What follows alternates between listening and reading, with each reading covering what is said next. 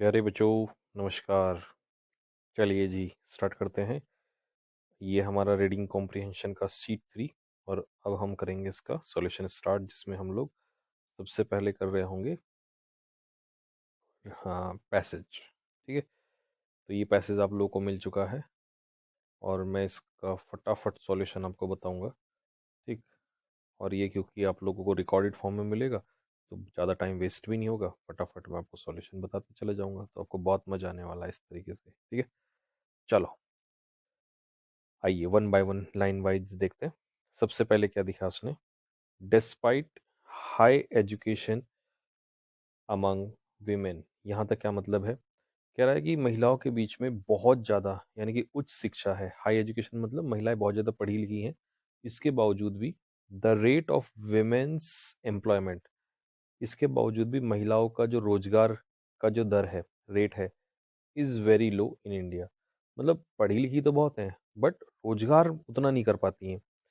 According to data compiled by the world bank, अब world bank ने एक data जो है वो कंपाइल किया है, उसके अनुसार the number of working women, काम करने वाली महिलाओं की जो संख्या है इन इंडिया, भारत में, ड्रॉप्ड, वो 24 से 18% घटी 2010 से 2020 के बीच में। मतलब तब पहले 24 थी, अब वो घट के कितनी रह गई है, 18 रह गई है। सिमिलरली इसी प्रकार से द इंडिया डिस्क्रिमिनेशन रिपोर्ट, ये जो रिपोर्ट है इंडिया डिस्क्रिमिनेशन रिपोर्ट, इसके अनुसार, और ये 2022 की रिपोर्ट है, ठीक है, जो रिलीज की गई बाय ऑक्सफैम इंडिया स्टेट्स। ठीक है, ये एक संस्थान है, इसके द्वारा क्या थी वो रिपोर्ट कि विमेन इन इंडिया, भारत में जो महिलाएं हैं, despite possessing the same educational qualification and work experience, महिलाओं के पास उतना ही क्वालिफिकेशन और वर्क एक्सपीरियंस होता है जितना कि पुरुषों के पास, इसके बावजूद भी, ठीक है, will be discriminated against due to societal and employers prejudice. देखिए उनके पास, मतलब वो ये कहना चाह रहा है कि महिलाओं के पास जो है उतना ही तो एक्सपीरियंस होता है, वर्क एक्सपीरियंस, और उतनी ही क्वालिफिकेशन होती है, लेकिन इस सब के बावजूद भी होता क्या है कि महिलाओं के प्रति जो ये नफरत है ना, एम्प्लॉयर्स की, मतलब रोजगार देने वालों की, ठीक है, और समाज की, ये कहीं ना कहीं एक बड़ी समस्या पैदा कर रहा है। ठीक है, नेक्स्ट अगला, फिर कहते हैं कि भाई लाइकवाइज, और इसी तरीके से दो इंडिया, भले ही भारत टॉप करता हो, top the world in producing female graduates, भले ही फीमेल ग्रेजुएट्स की संख्या भारत में बहुत ज़्यादा है, ठीक है, इन स्टेम। अब ये स्टेम क्या है, स्टेम का यहाँ पे सीधा सा मतलब है, आप इसको ऐसे कह सकते हो कि स्टेम मतलब साइंस, एस मतलब साइंस, टी मतलब टेक्नोलॉजी, ठीक है, ई मतलब इंजीनियरिंग, और एम मतलब मैथमेटिक्स। ठीक है, साइंस, टेक्नोलॉजी, इंजीनियर, मैथमेटिक्स, इनमें सबसे ज़्यादा संख्या हमारी जो महिलाएं हैं वो ग्रेजुएशन करती हैं।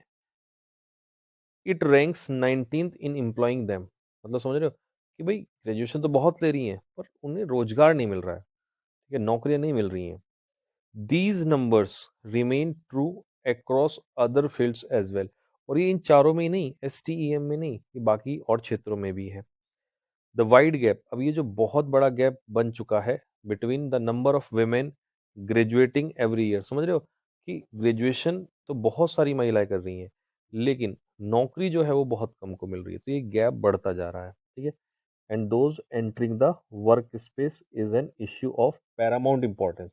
पैरामाउंट इंपॉर्टेंस का मतलब है बहुत बड़ा मुद्दा है, ये बहुत ज्यादा इंपॉर्टेंट मुद्दा हो चुका है सर, सुप्रीम मुद्दा हो चुका है। ठीक है, कि भैया महिलाएं ग्रेजुएशन तो ज़्यादा कर रही हैं बट नौकरियां कम मिल रही हैं। अरे तो लड़कों के साथ भी इंडिया में है, लेकिन महिलाओं के साथ कुछ ज़्यादा ही है। That needs to be address, अब यहाँ एड्रेस का मतलब पता है क्या है, क्योंकि वर्ब के रूप में यूज हुआ है, तो एड्रेस का मतलब होता है कि इस मुद्दे को सुलझाना है। ठीक है, इस मुद्दे का हल निकालना है। देखिए एड्रेस जब वर्ब के रूप में यूज होता है, कि हालांकि मैं ये आपको लिख के दिया हुआ है इसके सॉल्यूशन में, एड्रेस जब वर्ब के रूप में यूज होता है तो इसका मतलब होता है किसी चीज को हल करना। हिंदी में हम कहते हैं हल करना या सॉल्व करना किसी चीज को। ठीक है, तो हमें ये मुद्दा सुलझाना है। This article aims to critically analyse, और इस आर्टिकल का उद्देश्य है क्या एनालाइज करना, this challenge while looking at a possible way forward। देखिए, वे फॉरवर्ड का मतलब होता है कि वो रास्ता जो हम आगे अपनाने वाले हैं। तो कह रहे भाई इस आर्टिकल का उद्देश्य जो है वो सिर्फ इतना सा है कि हम जो है इसके समाधान निकालना चाहते हैं।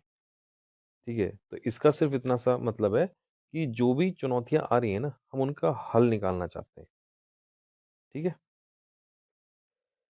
इंडिया का प्रेजेंट जेंडर गैप आप समझते ही हैं।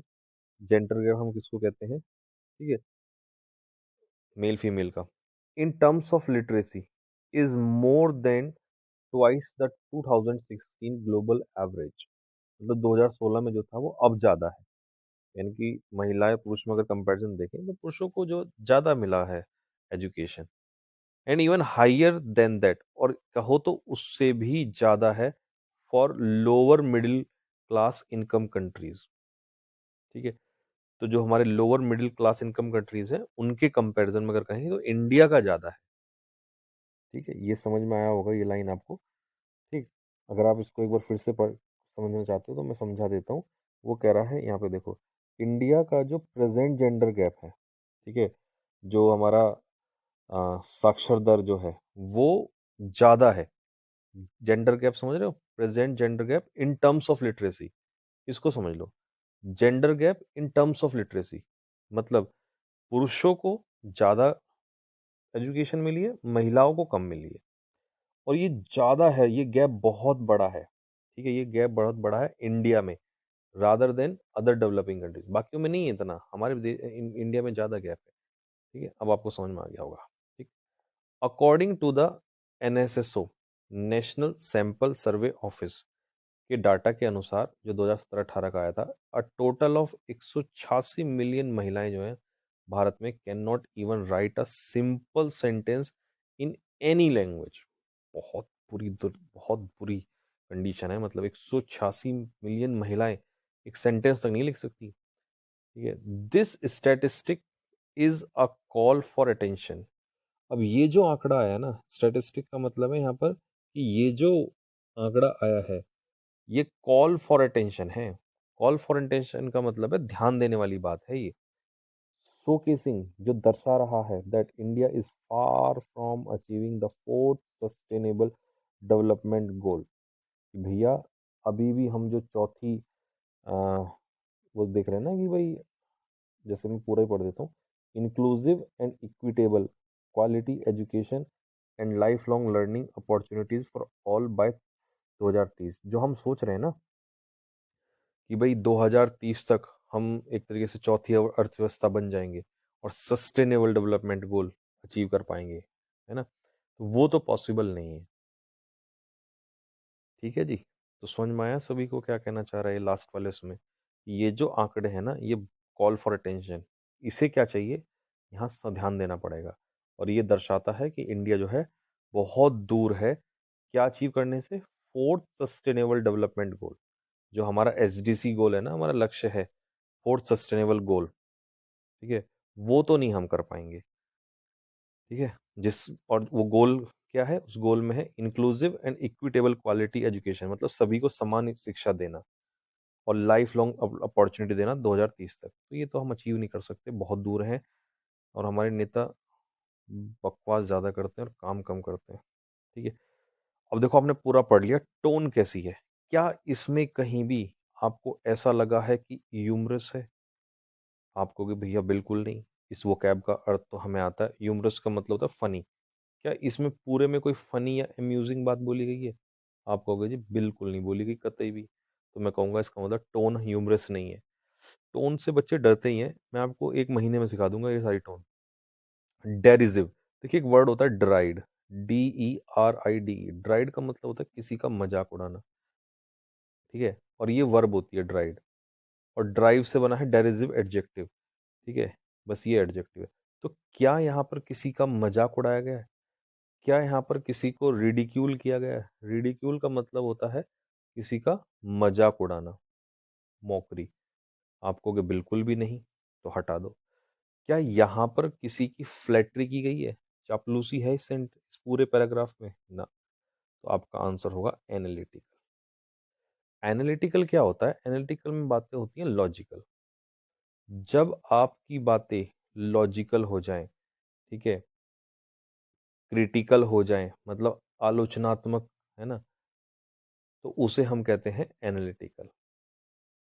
ठीक है, तो बस एनालिसिस हुआ इसके अंदर, विश्लेषण हुआ इसमें, तर्क संगत बातें हुई हैं, सारा बताया उसने भाई क्या प्रॉब्लम चल रही है ना, आलोचनाएं भी की हैं हमारे ढांचे की, तो खत्म हो गया। चलिए, मजा आया होगा आपको इस क्वेश्चन में। मैंने कहा था ना, बस तुम 1 महीना टिको, और देखो मैंने ये सब कुछ लिख भी दिया है यहाँ पे ना, बट सिंपल में यहाँ समझा दिया आपको। 1 महीने में धीरे धीरे लेवल बढ़ाता चला जाऊंगा मैं। ठीक है, which statistical information is being referred to in the sentence. तो किस स्टैटिस्टिकल इंफॉर्मेशन की बात की गई है? This statistic is a call call for attention showcasing the. अच्छा, ये सेंटेंस हमने पढ़ा था, तो इसमें किसकी बात की गई है? क्या है वो आंकड़ा जिसकी वो बात कर रहा था? किस चीज की बात कर रहा था वो? Gender gap in education. क्या वो एजुकेशन में जेंडर गैप है, या एक सेकेंड, स्टैटिस्टिक्स, ये है ना, कौन सी स्टैटिस्टिकल इंफॉर्मेशन की बात की गई है? ठीक है, जो ये दर्शाता है कि इंडिया बहुत दूर है अभी भी। जेंडर गैप एजुकेशन में, target set for women's education, जो हमने 2030 तक टारगेट सेट किया है, उसकी बात कर रहा है। लाइफ लॉन्ग लर्निंग अपॉर्चुनिटीज की बात कर रहा है। ठीक है, या महिलाओं का जो अनपढ़ होने का, इलिटरेसी का आंकड़ा आया है, वो बात कर रहा है। तो आप देख लो, ये रहा ना लास्ट में ही सीधा से यहाँ पे उसने दिया था, है ना, ये according to the NS sample survey data, ये टोटल ऑफ इतनी महिलाएं जो है can not even write a simple sentence. तो इसका मतलब है कि भाई वो पढ़ भी नहीं सकती, मतलब उनकी इलिटरेसी की बात की गई है। ठीक है, कि वो पढ़ तक भी नहीं सकती, मतलब इतनी महिलाएं, ये आंकड़ा बहुत खतरनाक है। विच of the following is the most appropriate title. अब एक बार बताओ, खुद सोचो, आपने पूरा पढ़ लिया, क्या इसमें महिलाओं के नए रोल के बारे में बात हुआ है? नहीं। Women education progress through ages, जो सदियों से महिलाओं की प्रोग्रेस होती हुई आई है, बिल्कुल भी नहीं। चिंताएं, महिलाओं की एजुकेशन और उनके रोजगार को लेकर। चैलेंजेस, वुमेन के स्टेटस को घर में, घर का तो कोई सेंस ही नहीं है, तो सी आंसर आ जाएगा इसका। विच of the following can be inferred from the passage. कौन सा पार्ट इनमें से ऐसा है जो सही है पैसेज के हिसाब से? women prefer to study through non, ये तो इसमें है ही नहीं। More women are studying, more women are studying to be graduate, graduate होने लगे पढ़ रही हैं, ये भी नहीं है इसमें। women are struggling learn to how to write, ये भी नहीं है। Biases against women continue in workplaces, मतलब समझ रहे हो, उसने कहा है कि आज भी हम देख रहे हैं कि महिलाओं को जॉब नहीं दी जाती है, पढ़ तो रही हैं लेकिन जॉब जॉब नहीं मिल रही है, तो इसीलिए बाइस हो रहा है। ठीक है, वर्क प्लेसेस मतलब नौकरियों में। Which of the following phrase suggest action to be taken. इनमें से कौन सी फ्रेज ऐसी है जिसका मतलब है एक्शन टू बी टेकन? अब ये तो तुम्हारे काबू से बाहर हो जाएगा, है ना, तो इसके लिए तो अब इससे डरना नहीं कि भाई हमें नहीं आया, क्योंकि आप धीरे धीरे सीखते जाओगे। तो एक फ्रेज होती है वे फॉरवर्ड। वे फॉरवर्ड का मतलब होता है कि आगे हमें क्या एक्शन लेना, उसे हम वे फॉरवर्ड कहते हैं। तो आप इसको लिख लेना कि way forward means action to be taken, मतलब वो चीजें वो काम जो हम किसी चीज को लेकर आगे करते हैं, कि भाई अब पढ़ाई में तुम्हें क्या करना है ना, क्या एक्शन लेना है, तो इसे कहेंगे वे फॉरवर्ड। ठीक है, चलो, क्लोज टेस्ट, अब इसको हम सॉल्व करते हैं। Let's see. China is the largest producer of pork. Pork आपको पता ही होगा किसके मांस को कहते हैं? पोर्क हम कहते हैं सुअर के मांस को। तो सबसे ज्यादा सुअर का मांस जो बनाया जाता है, प्रोड्यूस किया जाता है, वो चाइना में किया जाता है। But it is facing a big problem, लेकिन ये बहुत बड़ी प्रॉब्लम फेस कर रहा है इस समय पर। एट द मोमेंट का मतलब है इस समय पर। अब यहाँ पर वर्ब की फर्स्ट फॉर्म में आईएनजी लिखा है, तो ऑब्वियस सी बात है यहाँ पर इट इज होना चाहिए। ठीक है, इट इज होना चाहिए, क्योंकि इट यहाँ पर किसके लिए आएगा? चाइना के लिए। और ये हेल्पिंग वर्ब और ये मेन वर्ब। तो देखो, अब ये तुम्हें ना एक ग्रामर का रोल यहाँ जानना पड़ेगा। जो ये वाला इट्स होता है ना बच्चों, ठीक, मैं इसको आपको कैसे सिखाऊं, यहाँ सिखा देता हूँ। देखो, जो ये वाला इट्स होता है ना, ITS, अब हमारी ग्रामर चल ही रही है चैप्टर वाइज, तो वहाँ धीरे धीरे सीखने लग जाएंगे। ये जो इट्स है, ये पजेसिव एडजेक्टिव होता है। पजेसिव एडजेक्टिव, ये हमेशा अपने पीछे कोई ना कोई नाउन लेता है, ठीक है। और जो ये वाला इट्स होता है, ITS, ये इट इज होता है, मतलब सब्जेक्ट प्लस वर्ब होता है ये, एपोस्ट्रोफी एस वाला, ठीक है। और जो सिर्फ इट होता है, वो तो सब्जेक्ट होता है ना। बट हमें सब्जेक्ट की जरूरत नहीं थी ना, हमें तो यहाँ पे इज भी चाहिए था, और इट इज कहने के लिए हमारा आंसर जो होगा वो ये होगा, ठीक है। क्योंकि इज हेल्पिंग वर्ब और मेन वर्ब यहाँ से दे ही रखी है, हमें हिंट दे रखा है। तो चाइना इस समय बड़ी समस्या फेस कर रहा है। There is an epidemic, epidemic होती है महामारी, जो कि मार रही है इसके सुअरों को। किसके सुअरों को? चाइना के। इट्स मतलब चाइना के सुअर। तो देयर इज एन एपिडेमिक, कौन मार रहा है? एपिडेमिक मार रहा है। तो यहाँ पर मुझे क्या चाहिए? Is killing. इज किलिंग क्या है? वर्ब है। इस वर्ब से पहले सब्जेक्ट चाहिए, तो सब्जेक्ट के रूप में मुझे यहाँ पर रिलेटिव प्रोनाउन चाहिए। लेकिन रिलेटिव प्रोनाउन इस बात पर निर्भर करेगा कि हमारा एंटीसीडेंट क्या है। एंटीसीडेंट है हमारा यहाँ पर एपिडेमिक, यानी कि नॉन लिविंग। नॉन लिविंग के लिए आप कभी भी हु और होम नहीं लगाते, और हुज लगाते हो जब आपको किसी नाउन पे क्या दिखाना हो? अधिकार। क्या दिखाना हो नाउन पे? अधिकार। तो अधिकार दिखाने के लिए आप इस्तेमाल करते हो, ये चीज ध्यान रखना आगे के लिए, ठीक है। तो विच इसका आंसर आएगा, क्योंकि नॉन लिविंग के लिए विच ही आता है, ठीक है। द वायरस, अब ये जो वायरस फैल रहा है, वॉज फर्स्ट, ये पहली बार पाया गया। तो देखिए, इन्वेंट तो हम, इसका मतलब होता है आविष्कार, जैसे हमने कोई नई चीज बनाई, जैसे मान लो बल्ब, बल्ब का आविष्कार किया जाए तो वहाँ इन्वेंट आएगा। लर्न का मतलब होता है सीखना, तो वायरस को सीखने का तो कोई सेंस नहीं है, हटा दो। अब है सर्च। सर्च का मतलब होता है कोई ऐसी चीज जिसको आप ढूंढ रहे हो। जैसे मान लो कोई, आपका पेन खो गया तो आप उसको सर्च कर रहे हो, आपकी बंदूक खो गई आप उसको सर्च कर रहे हो, आपकी भैंस भाग गई उसे सर्च कर रहे हो, है ना। तो इसे खोई हुई चीज को पाने के लिए सर्च करते हैं हम। लेकिन कोई चीज ऑलरेडी है और उसे हम, हाँ, एक तरीके से आप ये कह दो कि जैसे डिस्कवर को हम ऐसे कह सकते हैं कि भाई कोई कोई चीज ऑलरेडी एग्जिस्ट करती है, बस हमने उसे ढूंढना है, ठीक है, वो खोया हुआ नहीं है। तो इसे डिस्कवर कहेंगे। जैसे अमेरिका, कोलंबस ने क्या किया था? इन्वेंट नहीं किया था ना, है ना। तो उसे हम क्या कहेंगे? वो ऐसा भी नहीं अमेरिका खो गया था तब हमने सर्च किया उसको, नहीं, डिस्कवर्ड, पाया। तो जो पहला वायरस वॉज डिस्कवर्ड, जो पाया गया, ठीक है, इन अगस्त, अगस्त में, पिछले साल। तो पहला वायरस कब पाया गया? पिछले साल अगस्त में। But 1 million pigs have died by now, और तब तक जो है 1 मिलियन पिग्स जो हैं वो इतने मारे जा चुके हैं। इट इज अ, ये एक क्या है? वायरस है। अब इतने सारे मार दिए तो कैसा होगा? ये घातक वायरस होगा, घातक, खतरनाक होगा। तो खतरनाक के लिए वर्ड इसमें डेडली है। डेडली का मतलब होता है घातक, फैटल, मतलब जो नुकसान पहुंचाता है। मैलिग्नेंट होता है हानिकारक, हार्मफुल। अब आप कहोगे भैया मैलिग्नेंट भी हार्मफुल होता है, तो इसमें क्या दिक्कत है? तो देखो, वायरस मैलिग्नेंट नहीं होता। मैलिग्नेंट हमेशा याद रखना, ये बहुत अच्छी अच्छी चीज़ है, हर क्लोज टेस्ट में एक दो बात बताया करूंगा आपको। ये डिजीज के लिए आता है, जैसे कैंसर, ठीक है। अगर मान लो कभी कल को कैंसर उसने कह दिया, तो कैंसर के लिए मैलिग्नेंट वर्ड आएगा इसमें। जो बीमारी घातक होती है उसे मैलिग्नेंट कहते हैं। अच्छा, एग्रीगेस का मतलब क्या होता है? एग्रीगेस का मतलब होता है बहुत ही अपराध, बहुत ही घिनौना, विक्ड क्राइम, बहुत ही घिनौना अपराध, जैसे रेप, वो एग्रीगेस क्राइम है। और इंसीडियस क्या होता है? इंसीडियस, इंसीडियस होता है हार्मफुल, ये भी हानिकारक होता है, हार्मफुल, ठीक है। लेकिन बट, बट हार्मफुल होता है, लेकिन ये क्या करता है? ये इंसान के अंदर छिपा होता है और स्लोली, स्लोली, धीरे धीरे आपको नुकसान करता है, ठीक है।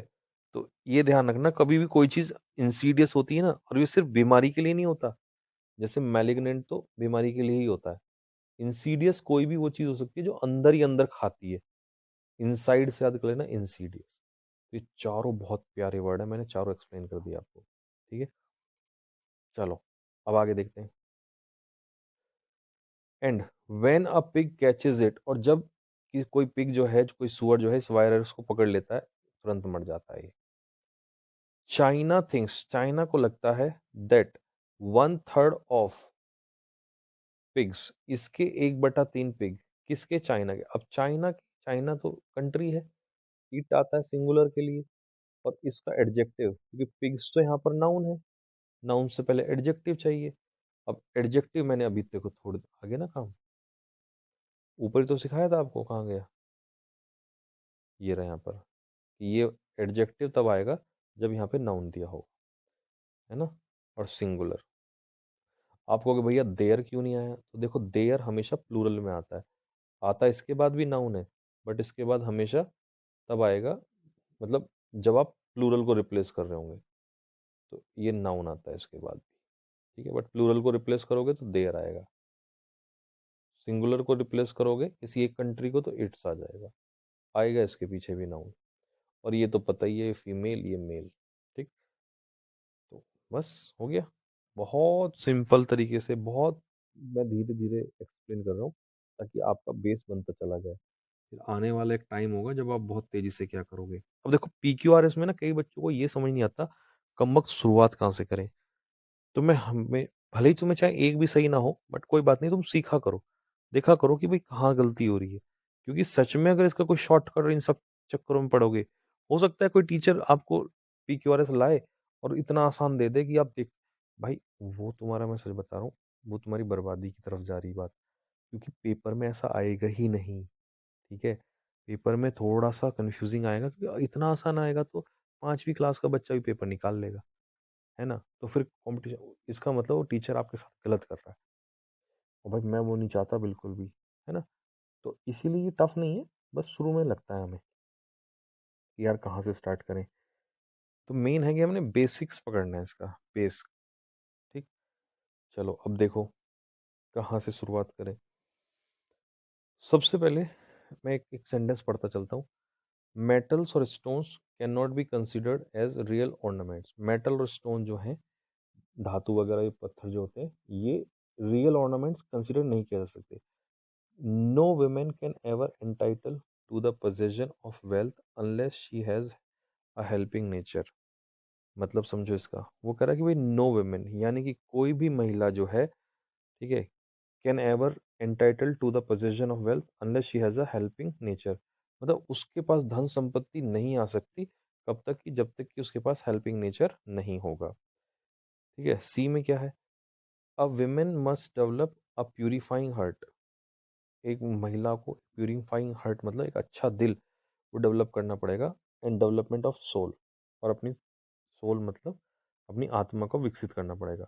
द रियल ऑर्नामेंट, और जो वास्तविक आभूषण है किसी महिला का, is her character and her purity. अब एक बात सोचने वाली, देख लो, सोचने वाली बात यह है कि उसने कहा कि रियल ऑर्नामेंट किसी महिला का ये होता है कैरेक्टर और उसकी प्योरिटी। यहां से टॉपिक स्टार्ट हुआ। ठीक है, तो उसने कहा भाई रियल जो है वो ये चीज है।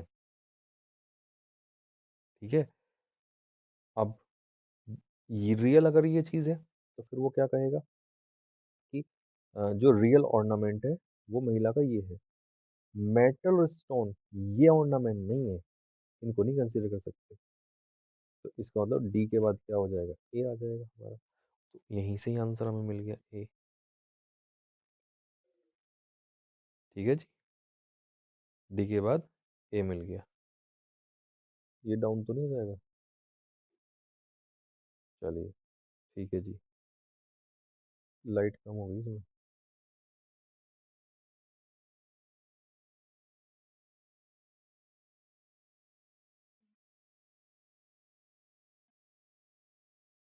ठीक है जी, चलिए भाई, तो अगले क्वेश्चन पे आते हैं। Question number 2। देखो अब सबसे पहले उसने जैसे एस में कहा सो इट इज, इट कौन है, ये हमारी जिम्मेदारी है। सो इट इज इसीलिए हमारे, अब सो तो रिजल्ट आता है, ये तो बाद में आएगा, इसको मतलब एस वाला ऑप्शन तो हटा दो। पी या आर से स्टार्ट होगा। पी पे क्या है, affecting the health of grazing animals की हेल्थ को अफेक्ट करते हुए और डिस्टर्ब करते हुए इकोसिस्टम। तो क्या ये भी टॉपिक नहीं समझ में आया हमें, तो हटा दो इसका मतलब। अब आर से स्टार्ट होगा ये कंफर्म है, क्योंकि बात यहाँ पॉलीथीन की हो रही है। पॉलीथीन में हैव एक्सीलेंट यूजेस, उसके साथ बहुत सारे फायदे हो सकते हैं, but it is not a, लेकिन ये बायोडिग्रेडेबल सब्सटेंस नहीं है, आप इसको खत्म नहीं कर सकते जड़ से, ठीक है। एंड खत्म नहीं कर सकते, एंड मतलब कुछ यहाँ जोड़ा जाएगा, एंड के बाद सो नहीं आ सकता, तो आर के बाद एस नहीं आ सकता, ये भी कंफर्म है। तो आर के बाद क्यू आएगा, फिर सीधा सा बात है। ये बायोडिग्रेडेबल सब्सटेंस नहीं है। अब इसको, जो बायोडिग्रेडेबल सब पदार्थ होते हैं ना, उनको हम नष्ट कर सकते हैं, बट ये नहीं कर किया जा सकता। एंड, और ये अफेक्ट करता है हेल्थ को, सही है। आर के बाद पी, सॉरी, आर के बाद एस, नहीं एस तो नहीं आ सकता, आर के बाद क्यू आएगा। एंड, अच्छा अच्छा ठीक है, and over a period of time, और जैसे जैसे समय बीतता है, it has a hazards effect on the environment, इसका इन्वायरमेंट में बहुत बुरा असर पड़ने लगता है। और वो असर क्या है, वो असर यहाँ बताया उसने, कि ये क्या करता है, ये प्रभावित करता है एनिमल्स, जो है ना, जो ग्रेजिंग एनिमल्स है, चरने वाले एनिमल्स हैं, जो खेतों में चरते हैं, उनको प्रभावित करता है, उनकी हेल्थ को, और पूरे इकोसिस्टम को खराब कर देता है, क्योंकि वो फिर इनको भी खा जाते हैं चरते हुए, ठीक है। और लास्ट में सो कंक्लूजन है, वे इसीलिए हमारी जिम्मेदारी है। तो बन गया बात, बिल्कुल मजे से बन गई बात। लो जी, अब जैसे देखो, यहाँ पर उसने दिया दीज मेडिसिन, कौन सी मेडिसिन हमें नहीं पता, तो बी वाला हटा दो, ठीक है। अच्छा, फिर उसने हमें कहा है सी या ए। सी पे क्या है कि साइंस ने डेवलप किया है, सॉरी डेवलप कर रहा हूँ, हेल्प किया है किसकी, मानव जाति की, मतलब इंसान की, स्पेशली ड्यूरिंग द 18वीं शताब्दी में, यानी कि 18वीं शताब्दी में साइंस ने बहुत हेल्प किया इंसान की। और ए ऑप्शन में क्या है, हमेशा ऑप्शन के थ्रू जाना, ऑप्शन से ही बनते हैं PQRS। ए क्या है, vaccination has depleted the infant mortality rate through out the world, मतलब जो वैक्सीनेशन, जो दवाइयाँ आई हैं, इन्होंने डिप्लीट का मतलब है कम कर दिया है, इन्फेंट मोर्टेलिटी रेट मतलब जो बच्चे मर जाते थे ना, उसको कम कर दिया है पूरे संसार में, ठीक है। मोर्टेलिटी मतलब मरना, इन्फेंट मतलब नवजात बच्चों का। तो यार एक बात बताओ, पहले हम दवाई बताएंगे साइंस, पहले साइंस बताएंगे ना, साइंस के बाद हम दवाई बताएंगे, कि भाई साइंस ने मदद की है, कैसे की है वो बाद में आएगा। तो सी से स्टार्ट होगा, ये कंफर्म है। अब सी के बाद ए आ रहा है दोनों में, ये भी कंफर्म है, यहाँ भी ए है, यहाँ भी ए है, ठीक है।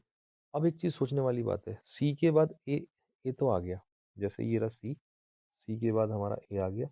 इसने कहा दीज मेडिसिन, ये कहाँ है मेडिसिन, ये रही ना वैक्सीनेशन, ठीक है, जिसने कम किया है इन्फेंट मोर्टेलिटी रेट को पूरे संसार में, ठीक है। तो इसका मतलब ए आएगा, ये आएगा हमारा सी, सी के बाद ए और ए के बाद बी। तो इसका आंसर हो जाएगा CABD, ये आंसर हो जाएगा, ठीक है भाई। तो इन दीज मेडिसिन, इन दवाइयों ने कम किया है सफरिंग ऑफ मैनकाइंड, मतलब इंसान की मुसीबतों को। और जो डिस्कवरी एनेस्थेटिक्स की है, is also a stepping stone. तो देखो, पहले सारी दवाइयां बता दी, सब में मदद की है, फिर स्पेशल भी बता दिया कि भाई एनेस्थेटिक्स ने की जो खोज है, उसने एक बड़ा मील का पत्थर साबित हुआ है साइंस में, ठीक है। तो पहले तो बता दी सारी दवाइयां, फिर बता दी उसमें से एक ये भी, ऑल्सो, ऑल्सो लिखा है ना फिर लास्ट में। नेक्स्ट, अब आइए जी, सबसे पहले शुरुआत किससे होगी। देखो, देयर फोर से शुरुआत नहीं हो सकती, है ना, देयर फोर तो परिणाम देता है, बाद में आएगा, तो ये वाला तो चला गया। अब ABC देख लो,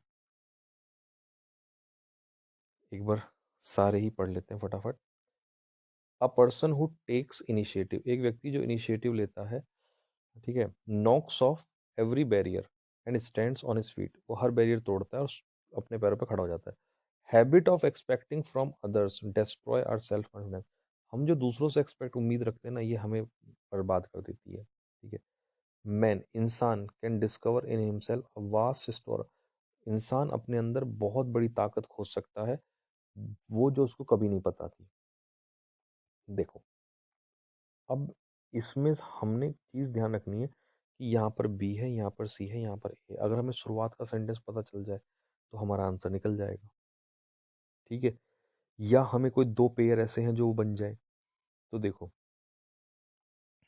एक चीज़ इसमें बड़ी सोचने वाली है, और वो क्या है?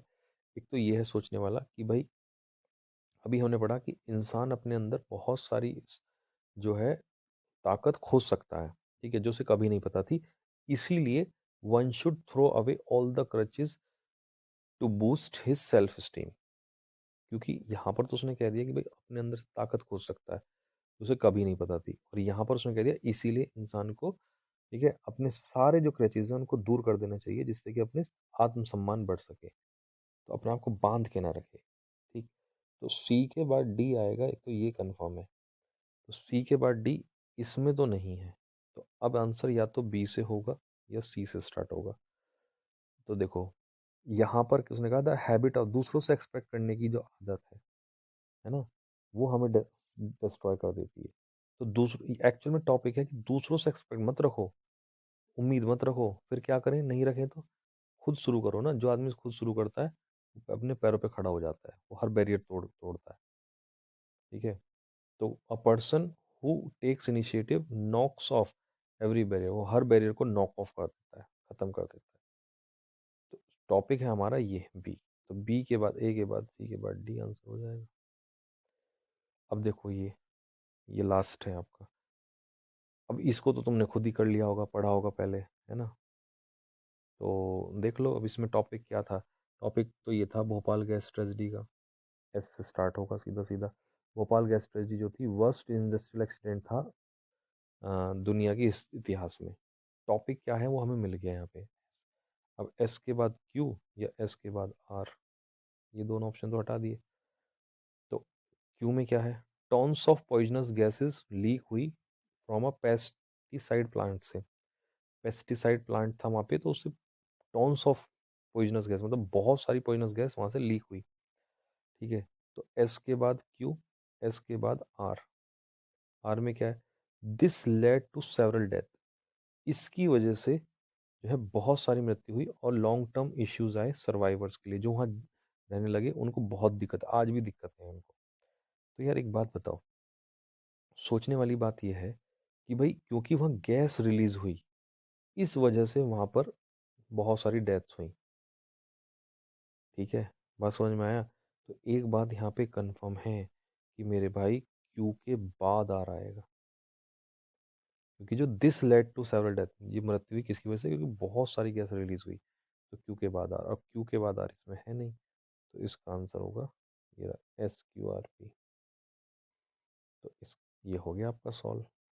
ठीक है जी। तो ऐसे ही सॉल्व हो जाया करेंगे आपके शीट। अब देखो जैसे लास्ट वाला ना आपको आसान लगा होगा, लगा ना, खाओ माँ का तीर लगा हुआ, देख आसान ही होते हैं। बट मैं बताऊँ आपको, जैसे लास्ट वाला आसान है, मैं सारे ऐसे भी दे सकता हूँ आपको, बट ये पेपर में नहीं आएंगे। अब ये हो सकता है एक आ जाए, ठीक है, लेकिन सारे नहीं आएंगे। लेवल अब ना पेपर का बढ़ गया है, पहले टीसीएस टाइप में आ जाते थे बट अब अच्छा आने लगा है। तो इसीलिए अब आपको थोड़ा सा चीज़ें अच्छे लेवल की करनी पड़ेंगी। अब कोई नॉर्मली टीचर क्या करेगा, इस टाइप के सेंटेंस दे देगा आपको, है ना, उनका कोई फ़ायदा नहीं है। तो अभी तो मैं दूंगा 10 दिन, 15 दिन, 20 दिन, 25 दिन, महीना भर, लेकिन इसी में धीरे धीरे लेवल बढ़ाने लग जाऊंगा, चाहे वो पैसेज का हो चाहे वो क्लोज टेस्ट का हो। तो अभी तो शुरुआत है, तो मैं चाहता हूँ सबका कॉन्फिडेंस बूस्ट हो, सब धीरे धीरे सीखें। ठीक है, कोई जीरो भी नंबर आ रहा है वो भी सीखे, बट सिखा के मैं छोड़ूंगा एक दिन, अगर तुम ऐसे रेगुलर मेहनत करते रहोगे। पहले सॉल्व करके आया करो, और उसके बाद जो है फिर मैं वही समझाने के लिए आप लोगों को। ठीक है जी। तो चलिए, बस आज के इस वाले सेट में इतने रखते हैं। देखो 30 मिनट में सॉल्व हो गया। थोड़ा टफ होता और अच्छे से तो और 20-25 20 मिनट लग जाती, 50 मिनट लग जाती। पर वो मैं इसलिए क्योंकि आपको एक एक बात समझानी पड़ती है, नहीं तो ये 10-15 मिनट में सारा सारा सॉल्व हो जाए।